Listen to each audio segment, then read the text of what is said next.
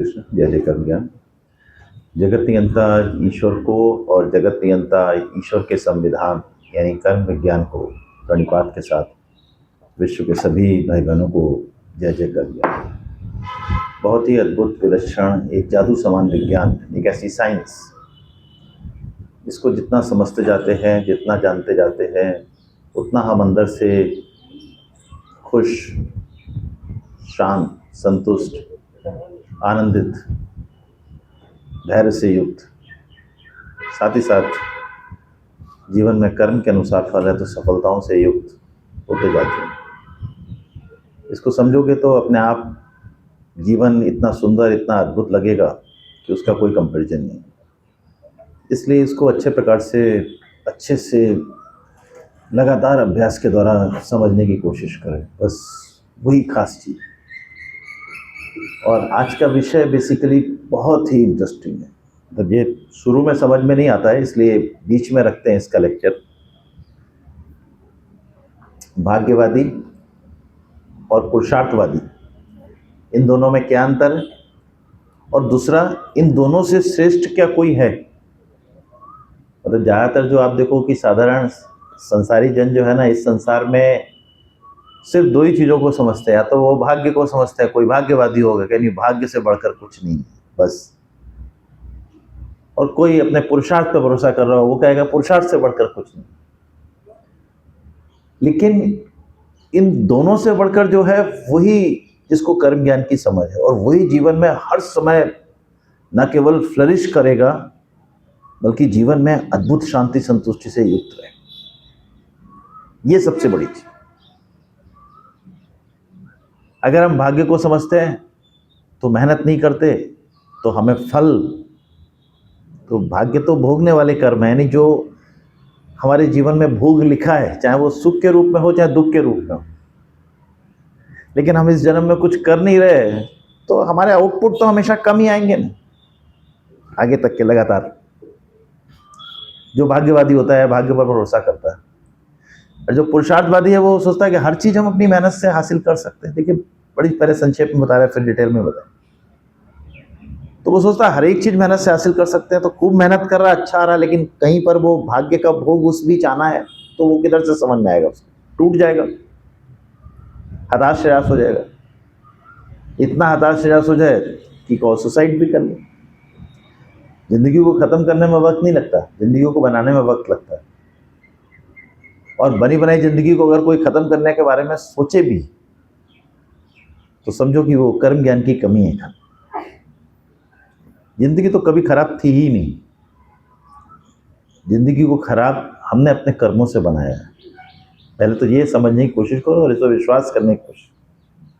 जिंदगी तो सदा बहुत ही सुंदर, बहुत ही खूबसूरत और ईश्वर का अद्भुत उपहार थी, है और रहेगी। इस सृष्टि ही इतनी सुंदर है तो कोई चीज खराब तो है ही नहीं यहाँ पे। हम जो कुछ भोग रहे हैं या जो कुछ हमारे सामने आ रहा है वो हमारे ही कर्म। सबसे बड़ी इंपॉर्टेंट चीज ये है, जब कर्म हमारे हैं तो फल हमें को मिलेगा ना। तुम जैसा करते हो एग्जैक्ट वैसा ही पाते हो, कहीं अलग से कुछ नहीं। तुम जो आज पा रहे हो इसका मतलब पहले किया था। इस चीज पे हम क्या होता है, जो हमारे सामने खराब आ रहा होता है ना, तो हम उस चीज पे भरोसा ही नहीं कर पाते कि ये मेरे ही कर्मों का फल आ रहा। और जो हम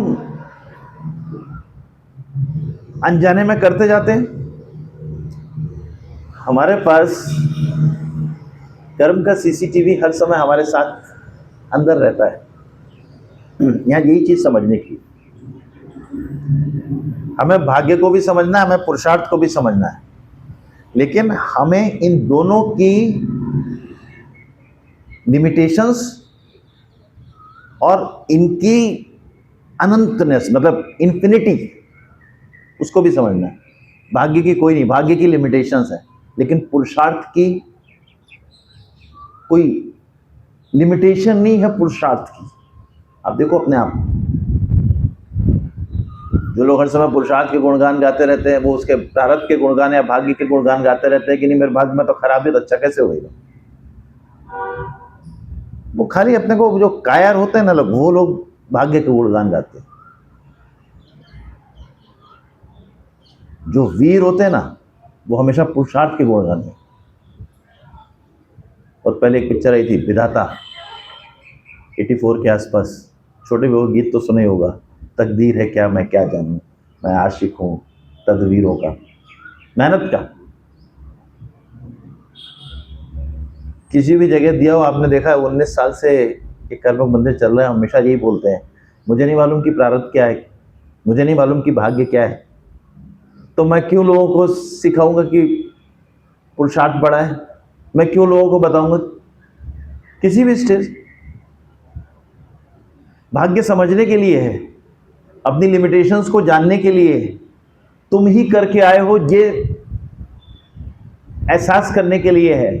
तुम्हारे जीवन में अलग अलग समय पर वो परिस्थितियां आती रहेंगी, इसके लिए। लेकिन भाग्य बड़ा है इसके लिए नहीं है। पुरुषार्थ से बड़ा कभी भाग्य हो ही नहीं सकता। बहुत सिंपल सी, जो बहुत सरल सी चीज है और बहुत सिंपल सी चीज, हम जो करके आए हैं उसका फल हम भोग रहे हैं। वो भोग बचपन से शुरू हो जाता है, कोई ऐसा नहीं कि इसी स्टेज पे आता है। कहाँ पैदा हुए, कैसे पैदा हुए, किस घर में पैदा हुए, कैसे माता पिता मिले, कैसी आर्थिक शक्ति मिली, कैसी सामाजिक शक्ति मिली,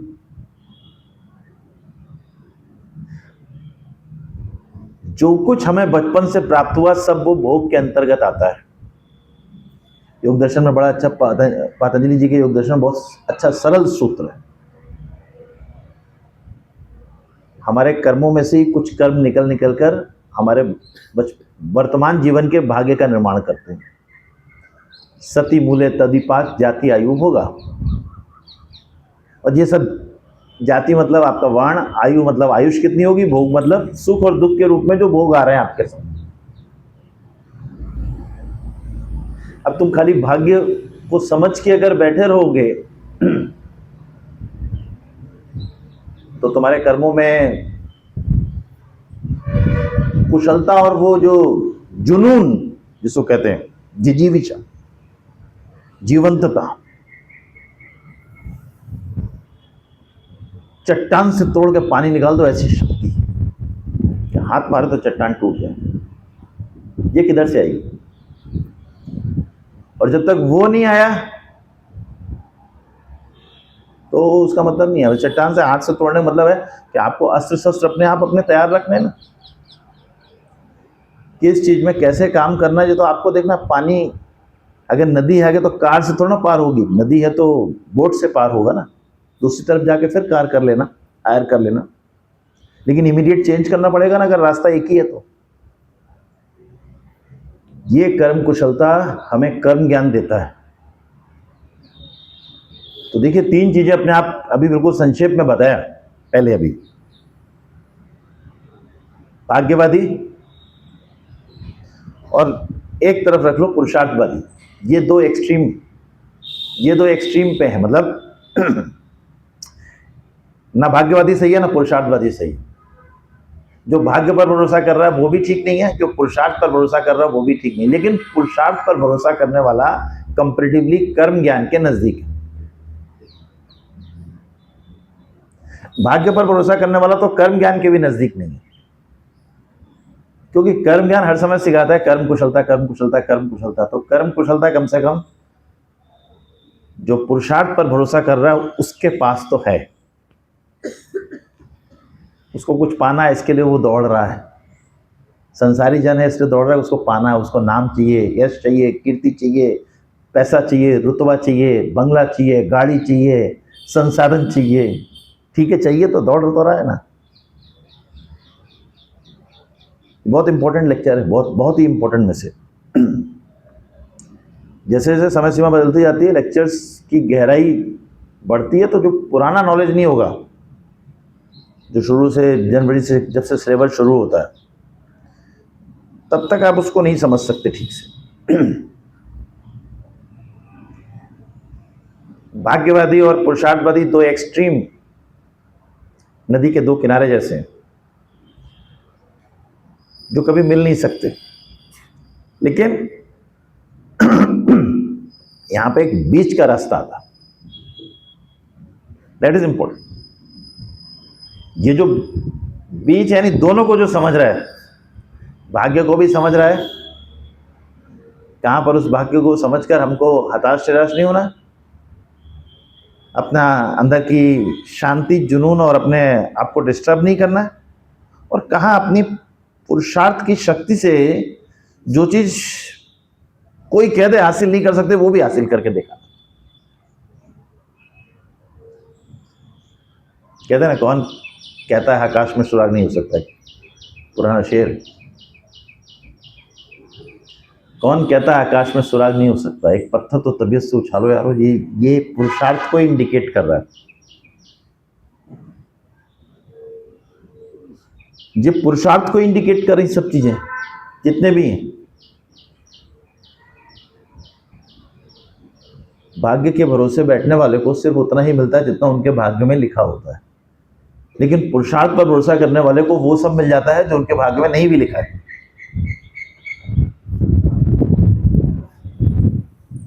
सोचो आप अपने आप उसको मतलब समझने की कोशिश करो अपने आप। पुरुषार्थ पर भरोसा करने का मतलब ये नहीं कि हर चीज तुम्हारे अनुसार ही होगी, वो होगी तो कर्म कुशलता के अनुसार। यही कर्म ज्ञान की समझ है जो पुरुषार्थ ही नहीं समझता। पुरुषार्थ पर तुम भले समझ रहे हो, तुम अपने आप मान रहे हो कि मैंने मेहनत पूरी करी, तुम अपने आप भले जान रहे हो कि भाई हमारे कर्म की गुणवत्ता बहुत अच्छी थी, बहुत फर्स्ट क्लास थी, मुझे फल मिलना चाहिए, लेकिन अभी तुम्हारे कर्म की गुणवत्ता उस लेवल की नहीं पहुंची कि जितना फल मिलना चाहिए। तुम कौन हो तो जज करने वाले? तुम कभी क्वेश्चन पेपर एग्जाम में देखे आते हो क्या? खुद ही उसके मूल्यांकन करता बन जाते हो क्या? नहीं बनते ना। मूल्यांकन करता हमेशा दूसरा रहता है ना। जो आपके क्वेश्चन पेपर को चेक करेगा वो दूसरा होगा। तो यहां कर्म का नियम चेक करता है निष्पक्ष, ऑटोमेटिकली। कई बार मैं कहता हूं कोई तुम्हारे कर्म का श्रेय ले सकता है, तुम्हारा कर्म नहीं ले सकता। कर्म का श्रेय ले सकता है, तो श्रेय के लिए कर ही क्यों रहे हो? बहुत सिंपल सी बात है। और ये श्रेय जब तक नहीं निकलता जब तक हम कर्म ज्ञान नहीं समझते। हम इसके लिए बोले, ये दो एक्सट्रीम किनारे से ये बीच की तरफ जा रहा रास्ता। श्रेय लेना कर्म ज्ञानी बंद करता है। पुरुषार्थवादी तो श्रेय लेगा ही लेगा, और भाग्यवादी तो वैसे ही जो मिल गया, जो लिखा होगा वही आएगा, वो तो वैसे ही बैठा है, वो तो किसी काम का नहीं है। भाग्यवादी तो किसी काम का नहीं, समाज के लिए और गलत उदाहरण प्रस्तुत करेगा, सबको कर्म की तरफ ढकेल देगा। ये नहीं कह रहे कि कर्म ज्ञान समझने का तो भाग्य है नहीं, कुछ भाग्य है, लेकिन है हमारे कर्मों का इस जन्म में, उसमें परिवर्तन नहीं कर सकते, उसमें परिवर्तन नहीं कर सकते, लेकिन नया उगा सकते हैं। अभी देखो घास यहां उगी हुई है, ये ग्राउंड तुम्हारा भाग्य मान लो। अब इस ग्राउंड पे तुम्हें नई चीज उगानी है तो घास में डालोगे तो नहीं उगेगी ना। ये जहां जहां मिट्टी है ना वहां डालोगे बीज निकलेगा। बस वैसी ही है, जहां प्रारब्ध की सिचुएशन नहीं होगी वहां पुरुषार्थ फल देगा, और जितना चाहिए उतना देगा, जैसा चाहिए वैसा देगा। वो रोक नहीं सकता उसको। हाँ, हो सकता है अगले कुछ दिनों के बाद फिर से आपको क्राइसिस फेस करनी पड़े। क्यों? क्योंकि दुख का भोग करना है। लेकिन फिर से खुशी आएगी, फिर से बाहर आएगी, फिर से बसंत आएगा। तो जब दुख आया तो भी हम डिस्टर्ब नहीं है। क्यों? हमें तो कर्म ज्ञान है, कोई बात नहीं, ऐसा किया होगा, आ रहा है ऐसा। दूसरा, कोई व्यक्ति हमें समझ सके ये जरूरी थोड़ा ना। कर्म ज्ञान सीखने वाले को हर व्यक्ति को समझना है। क्यों? उसके पास समझ नहीं है, हमारे पास समझ है ना।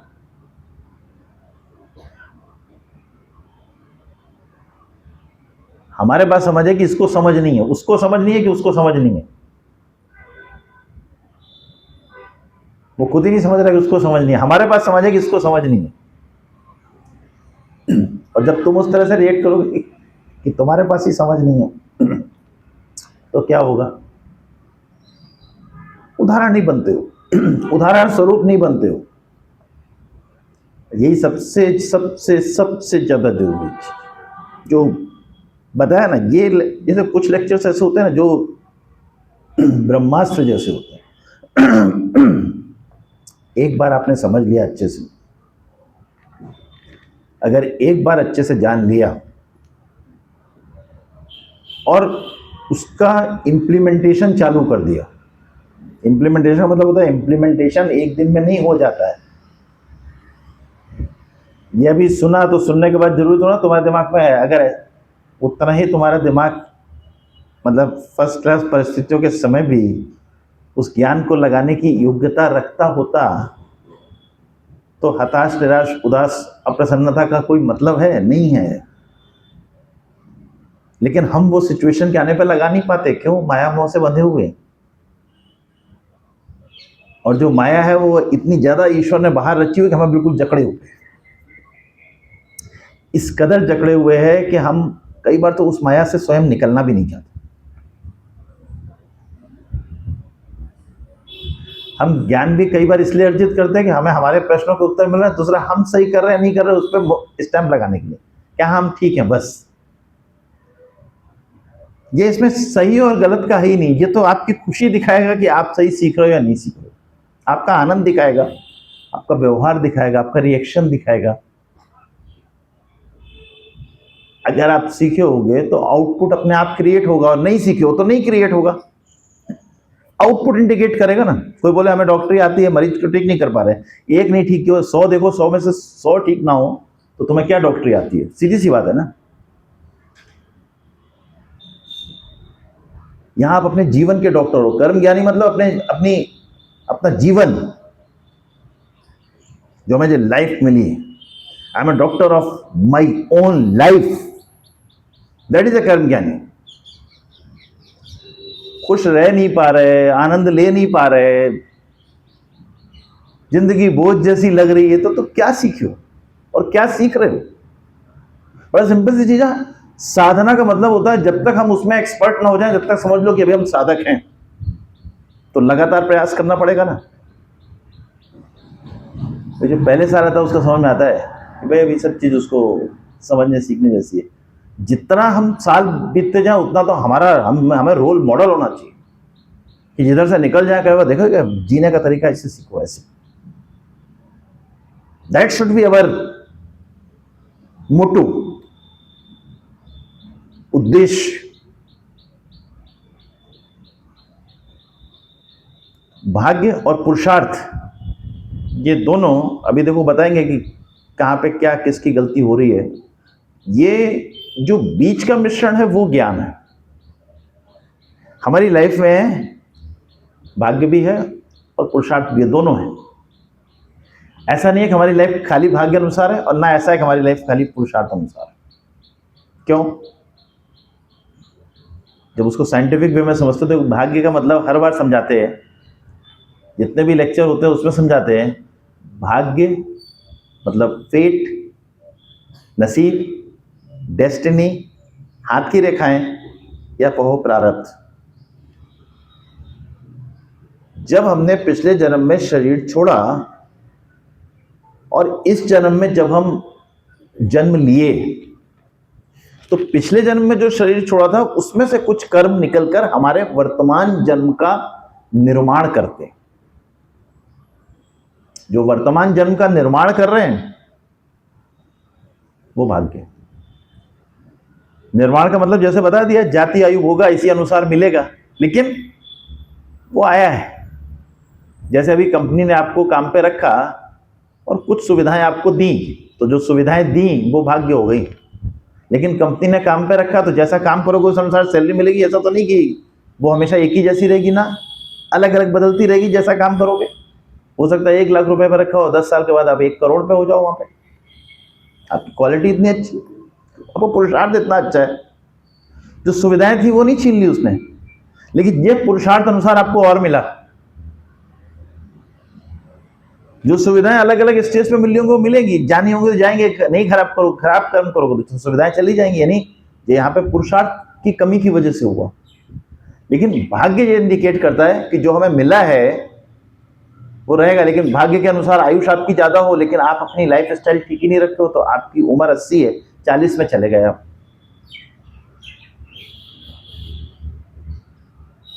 तो ऐसा भी नहीं है कि भाग्य के अनुसार लिखा है तो वही का वही होगा, बिल्कुल नहीं।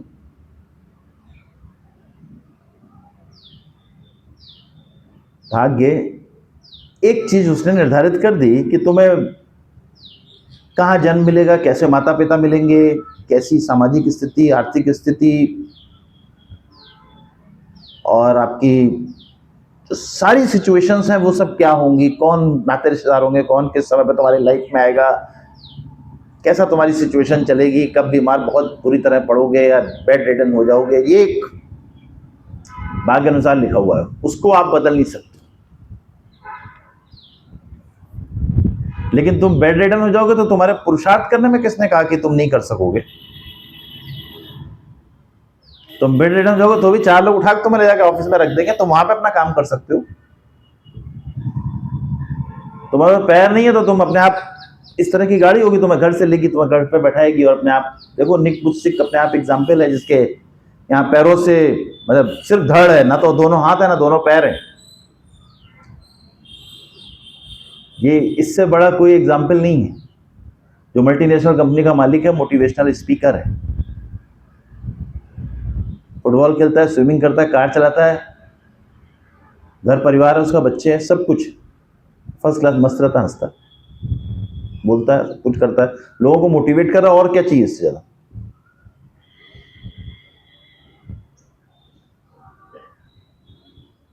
किसी वन को उपवन बनाना हो तो खाली उ और पा, ये सिर्फ शब्द नहीं लगाना है, वन को उ और पा लगाने में बहुत वक्त लग जाता है। ऐसे ही ये हमारा जो शरीर है, जैसी का जैसी, इसको अगर इस तरह का बनाना है कि ये हमें हमारे आनंद का साधन बन जाए तो हमें पुरुषार्थ करने वाला, मेहनत करनी पड़ेगी। हम संस्कार लेके आए, गुण लेके आए, कर्म लेके आए, उसके अनुसार वो तो अपना रिएक्शन करता रहेगा, तो साधना में लगते ही नहीं हो। कठिन काम है जो तो योगेश्वर कृष्ण ने स्वयं कहा है, लेकिन असंभव काम है जो तो नहीं कहा है, कठिन काम है ये कहा है, हर जगह कहा है। असंशय महाभाव में कहा कि 6 अध्याय के 35वें श्लोक में, असंशय महाभाव मनो दुर्निग्रह चलम,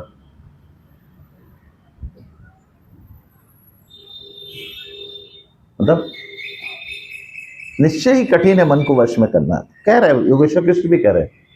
लेकिन ये क्या कह रहे हैं कि साधना से कंट्रोल नहीं होगा? होगा। गीता के 7वें अध्याय के 3 श्लोक में भी बोल रहे हैं कि मनुष्याणाम सहस्रेषु, हजारों में से कोई एक इस ज्ञान की तरफ बढ़ता है, उन हजारों में से कोई एक इसको सीखने का प्रयास करता है, उन हजारों में से कोई एक इसको वाकई में सीख पाता है। खुद कह रहे हैं। तो तुम्हें कौन रोक रहा है सीखने से? माया रोक रही है। अब ये यहाँ माया, जो बाहर संसार में है, ये माया है, बाहर के आकर्षण रोक रहे हैं, तुम्हारा अपना अहम रोक रहा है, तुम्हारे अपने गुण रोक रहे हैं, तुम्हारे अपने संस्कार रोक रहे हैं। इन सब में परिवर्तन किसको करना है? अपने आप सोचो ना। इन सब में परिवर्तन हमें खुद करना है, कोई और नहीं करेगा। इन सब में हमें खुद परिवर्तन। एग्जाम में किसी में कंपटीशन में सेलेक्ट होना होता, भी नीट का एग्जाम था, 25 लाख लोग बैठे, सीट होंगी 1 लाख, 24 लाख सेलेक्ट नहीं होंगे।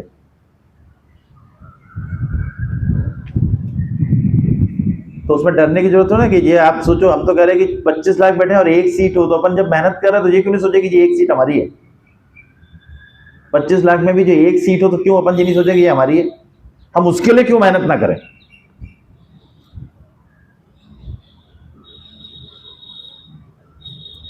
ये पुरुषार्थ की शक्ति है। किसी भी चीज में तुम लोग ये तो कभी कोशिश करते ही नहीं कि जीवन कितना सुंदर, इसको कैसे सुंदरता से जिया जाए। थोड़ी सी कोई परेशानी आई तो उदास हो गए, हताश हो गए, निराश हो गए, रोने लगे, सर पटकने लगे। अरे सर पटकने से अच्छा है पुरुषार्थ का तूफान क्रिएट करो, जो अपने आप सारी सफलताओं को आपके दरवाजे पर ले आए।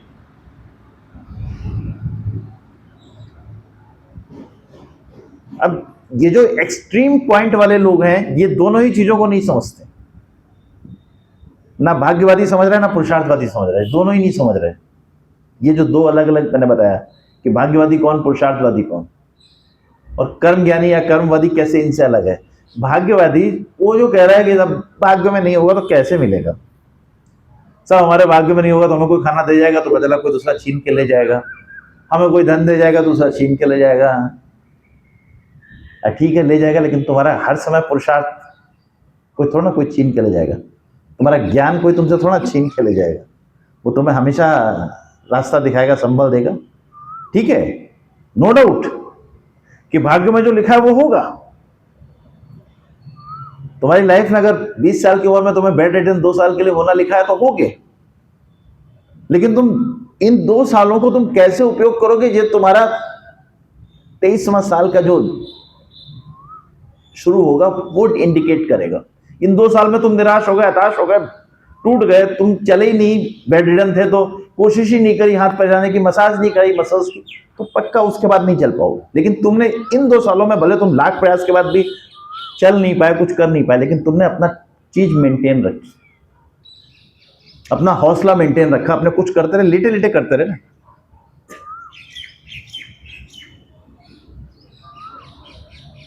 कौन सा ऐसा काम है जो हमें खड़े होकर ही मांगता है कि हम खड़े होकर ही कर सकते हैं? ठीक है, दूसरी तरह के काम हम लेट के कर सकते हैं।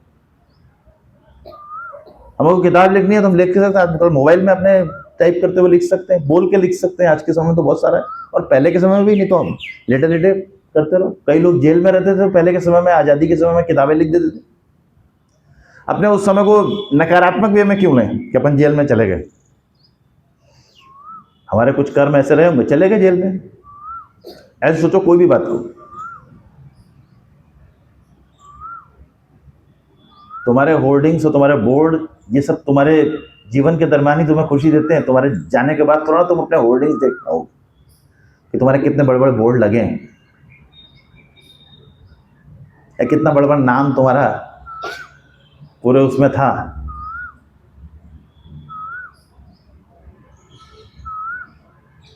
हम आए थे कर्मों के साथ, जाएंगे कर्मों के साथ, तो हमारे हाथ में तो कर्म है ना। बस सोचो अपने आप, सीधी बात, हमारी वास्तविक पूंजी हमारे कर्म है।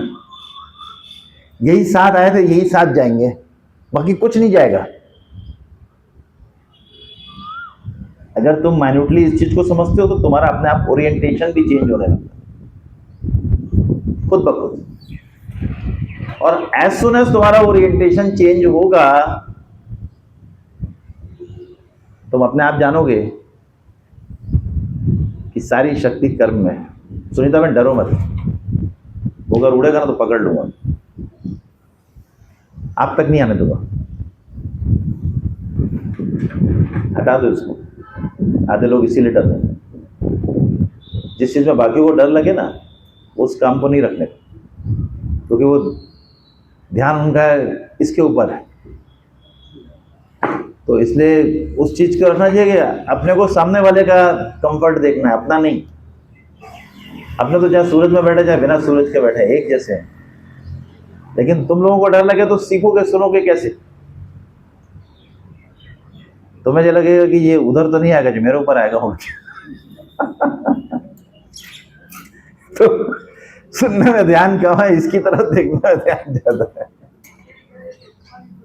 ना ना ना, हमारे ऊपर तो कोई नहीं डर रहा। बताना डर जे लगे कि पोता ऊपर ना हो अभी गुरु की महिमा इतनी शुरू नहीं हुई कि गुरु के ऊपर डरे कि गुरु के ऊपर कुछ आ रहा है पोता ऊपर ना हो, बाकी भले चंज आ जाए इसलिए मतलब मेन चीज है कि क्यों डर के, क्यों सीख नहीं पाओगे ना, मेन चीज अपना उद्देश्य है यहाँ आपको सिखाने का। अगर आपके अंदर 1% भी डर रहे तो सीखोगे कैसे? मेन चीज ये सोचो ना, सीखोगे कैसे? तो ये जो बता रहे हैं भाग्यवादी और पुरुषार्थवादी, ये दो एक्सट्रीम किनारे हैं। भाग्यवादी आप उसकी बातें सुनोगे ना तो आपको भी कंफ्यूज कर देगा। जिसको थोड़ा कम ज्ञान आता होगा ना वो कंफ्यूज हो जाएगा, यार बात तो सही कह रहा है यार, भाग्य में नहीं लिखा हो तो कैसे मिलेगा? वो अपना पसीना पोषण लगेगा। सही में कई लोगों को मैंने ऐसे देखा है, उनके सामने, भाग्य वालों के सामने कंफ्यूज होते हुए, अच्छे अच्छे कर्म ज्ञानी को देखा है, फिर वो भी कहते नहीं साहब, हाँ सर भाग्य तो बड़ा बात है, हाँ भाग्य से बड़ा नहीं है, भाग्य में नहीं होगा तो कैसे मिलेगा सर? नहीं मिल सकता सर, भाग्य में है ही नहीं हमारे, मिले कैसे? नहीं मिल सकता सर, भाग्य में है ही नहीं हमारे। और यही बोलने लगे। हाँ, कितने लोगों को देखा। लेकिन मैं ये कह रहा हूं कि भाग्य में नहीं है, यही तो पुरुषार्थ का जादू है। भाग्य में जो लिखा है वो होगा, लेकिन जो नहीं लिखा है वो तो पुरुषार्थ से मिलेगा। भाग्य में जो लिखा है वो होगा, लेकिन भाग्य में जो नहीं लिखा वही तो पुरुषार्थ देगा। तो इसको क्यों समझ नहीं रहे हो? अब मैं कहां कह रहा हूं कि जो भाग्य में लिखा है वो नहीं होगा, ये तो मैं नहीं कह रहा ना। मैं तो यही कह रहा हूं ना कि भाग्य में जो लिखा है वो होगा, लेकिन मैं साथ में ये भी तो कह रहा हूं कि जो भाग्य में नहीं लिखा है वो पुरुषार्थ देगा। तो उस चीज को क्यों नहीं समझ रहे?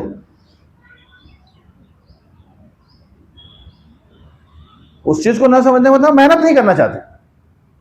मेहनत में तो ताकत चाहिए, शक्ति चाहिए। अबे हवा के रुख को पलटना हो तो शक्ति चाहिए नहीं, और हवा के रुख के साथ चलना है तो किधर शक्ति चाहिए? तुम हवा को बोलो तुम चलाओ जितनी तेज हवा, मैं तो तुम्हारे अगेंस्ट चल के दिखाऊंगा, ये पुरुषार्थ कहलाता है। बहाओ जितनी हवा बहानी हो, मेरे अगेंस्ट बहाओ, लेकिन मैं तो उसके बाद भी चल के दिखाऊंगा। इसके लिए धीरजता होनी चाहिए। हम कई बार गलतियां खुद करते हैं और दोष या तो ईश्वर पर देते हैं या भाग्य पर देते हैं। ठीक से देख के चल नहीं रहे, गिर गए तो दोष भाग्य का। कहां गड्ढा है वो देखा नहीं, उसमें घुसे तो दोष भाग्य का। कोई दरवाजा खोल दिया, टकरा गए उससे, दोष भाग्य का। कहीं दोष भाग्य का नहीं। हम खुद बैलेंस में नहीं है। हम पहले तो बैलेंस में तो रहो ना, कोई भी काम हो कुछ भी हो, पहले पूरे बैलेंस में रहो, पूरे बैलेंस में। काम हड़बड़ाने से नहीं होगा, काम बैलेंस में रहने से होगा। कुशलता बैलेंस में रहने से आएगी, बारंबार इधर भागने नहीं आएगी। ये कर ले वो कर ले, ये रह गया वो रह गया, जैसा ऐसे कुशलता नहीं आएगी। एक एक काम करते जाओ, ये हो गया आराम से, फिर उसके बाद रेस्ट लेना, रेस्ट लो, फिर उसके बाद काम करो। ये पुरुषार्थ कर रहा। दैट इज नॉट पुरुषार्थ कि खाली ये काम है वो काम है, इतना काम है उतना काम है, ये बचा वो बचा वो बचा, ऐसा करा वैसा वैसा, दूध उधर उबल गया, खाना जल गया, ये हो गया, खुद गिर गए, बाथरूम से निकलो स्लिप चाट। हाँ,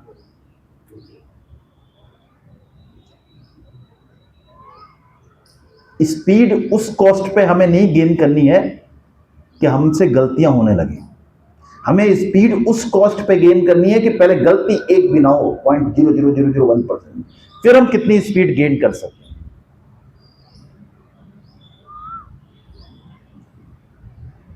दैट इज इंपॉर्टेंट। किसी के दोष मत देखो, किसने क्या किया वो भी मत देखो। तो अपने आप सोचो कि मुझे सारे काम करने में किसी से क्यों एक्सपेक्टेशन करूं, ये कर लेगा वो कर लेगा ये कर लेगा। तो अपने हिसाब से प्लानिंग करो ना, बस सिंपल सी चीज। अब दूसरी चीज पे ध्यान शुरू हो गया, भाई दबाओ इसको। कमरे में तुम लोग ध्यान रखा करो यार, जब बाकी लोग सुनते नहीं फिर पता लगा पीछे कुर्सियों से क्यों दबा नहीं देते हो। जो चीज दूसरों को, ललित भाई अगली बार ध्यान रखा करो, जो चीज दूसरों को डिस्ट्रैक्ट करे ना वो चीज नहीं करनी, क्योंकि अपना पर्पज है यहाँ पे, सामने वाला बिल्कुल डिस्ट्रैक्ट जरा भी नहीं होना चाहिए। तो तुम्हें सारी व्यवस्था पहले से ऐसे करनी कमलेश भाई, और तुम्हें अगली बार से कि किसी का किसी चीज में ध्यान डिस्ट्रैक्ट नहीं हो जरा सा भी, कि वो सुनने की जगह दूसरी चीजों में ध्यान जाए।